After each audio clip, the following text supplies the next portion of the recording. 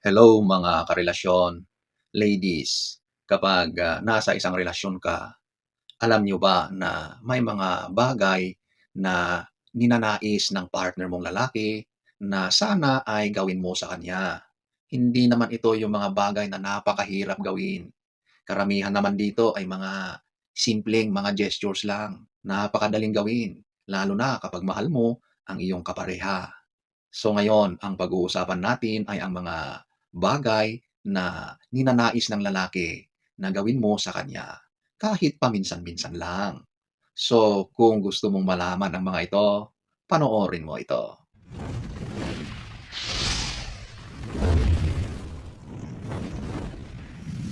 Number one, hug him tightly. Yakapin mo siya. Lalo na kapag napansin mo na meron siyang pinagdadaanan.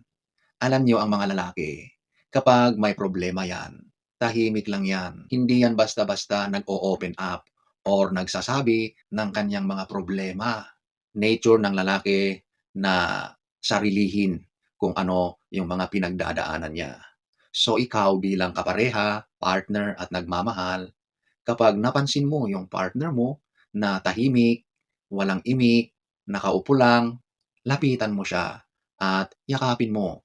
Alam niyo yung simpleng, pagparamdam na meron kang concern sa kanya, na ikaw ay nagpapakita ng care sa kanya, napakalaking bagay yon sa lalaki.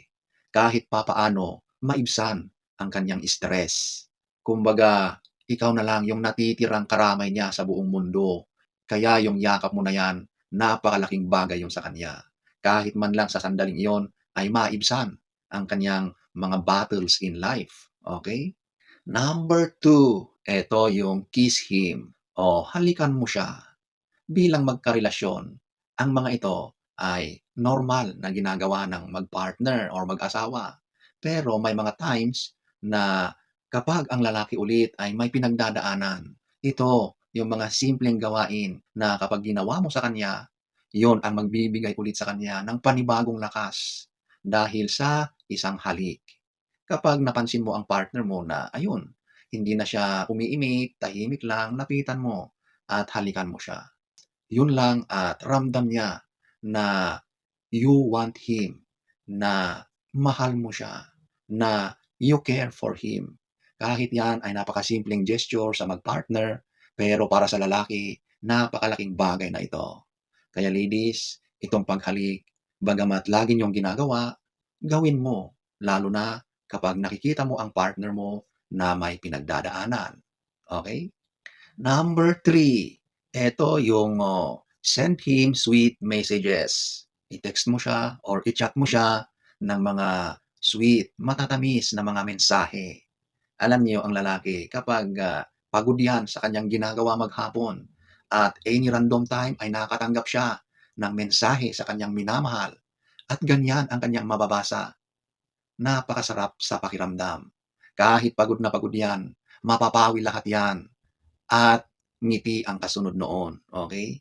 Alam niyo yung ipinaparamdam niyo na mahal niyo ang partner niyo, wala na siyang hinahangad na iba, kundi reassurance ng pagmamahal mo na nandiyan ka palagi para sa kanya. Sapat na yon sa lalaki na malaman na mahal mo siya. At kapag gano'n, napapawi lahat ng kanyang mga pangamba, pagod, mga stress, okay? Number four, sabihin mo sa kanya na proud ka sa kanya. Ang lalaki ay gustong-gusto rin ng validation.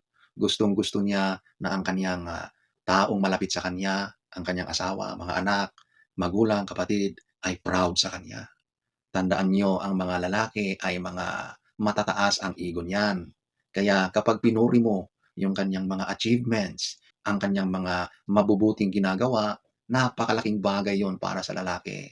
At yung pagsabi mo na, wow, talagang hangang-hanga ako sa'yo, ipinagmamalaki kita, ang galing-galing mo talaga, mahal. Ang mga ganyang pananalita, tagus na tagus yon sa puso ng lalaki. At ang mga ganyang mga sinasabi mo sa kanya, mas ramdam niya na buo siya, mas nagkakaroon siya ng lakas, nagkakaroon siya ng assurance, at mas nagtitiwala siya sa kanyang sarili dahil sa mga nakikita niyang mga feedback mula sa taong mahal niya. At yon ay ang pagiging proud mo sa kanya. Yung mga pagpupuri mo sa kanya ay napakalaking bagay yon para sa isang lalaki. Number 5, hawakan mo ang kanyang mga kamay.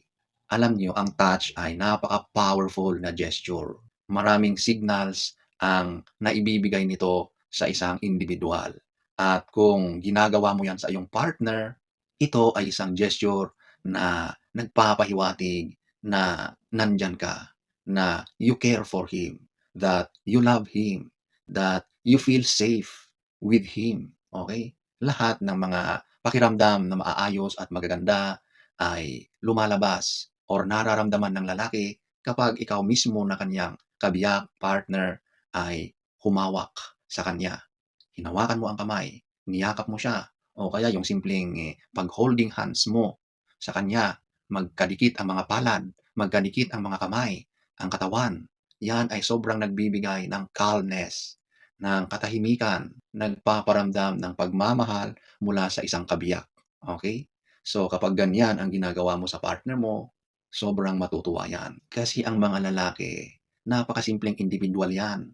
Yung akala mo ay napakatigas, parang walang emosyon ang lalaki, pero itong mga simpleng bagay na ito kapag ginawa mo sa kanya, lalambot yan. Kasi isa yan sa hinahangad ng mga lalaki, yung maramdaman nila yung partner nila. Okay? Number 6, i-comfort mo siya kapag siya ay nasa kanyang lowest point sa kanyang buhay. Hindi lahat ng panahon ay rainbows, masaya. Dumarating at dumarating ang time na nagkakaroon ng mga challenges, ng mga problema, ng mga setbacks. At kapag ang lalaki ay nag-breakdown na, hindi na nakayanan ang sobrang stress at pressure sa kanyang buhay, ikaw na lang ang natitirang kanyang lakas. At yung simpleng presence mo, yung pag-comfort mo sa kanya, hindi kailangan ng maraming salita. Simple, lapitan mo siya, yakapin mo siya.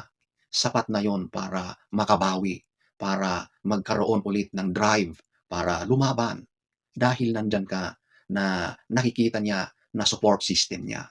Ang lalaki kapag babang-baba na siya, lugmok na lugmok at may isang tao na tumutulong, nag-e-encourage sa kanya, nagpapakita ng concern sa kanya, napakalaking boost sa kanya, sa moral niya, sa kanyang nararamdaman at ang overall being niya. Kaya bilang partner na babae, yung makita lang niya na ikaw ay concerned, na ikaw ay may pakialam sa kanya, napakalaking boost para sa lalaking maraming pinagdadaanan. Okay?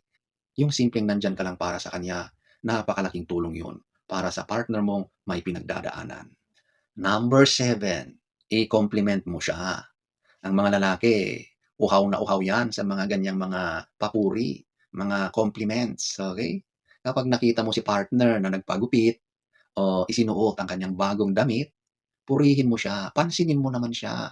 Alam niyo ang mga lalaki, nagpapapansin yan, gumagawa yan ng mga maliliit na kilos para lang pansinin mo. Minsan, KSP rin ang mga lalaki. Kaya pansinin niyo naman, okay?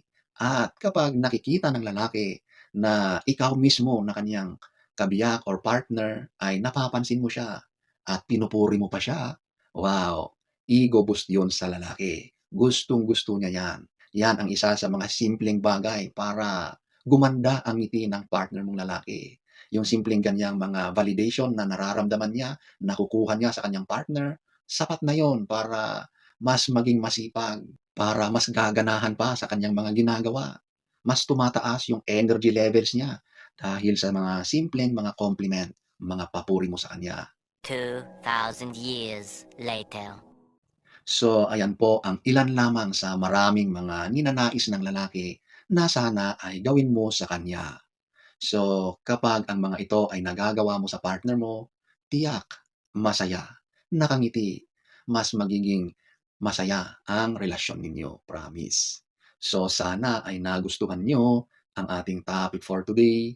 Next story time. Don't forget to subscribe.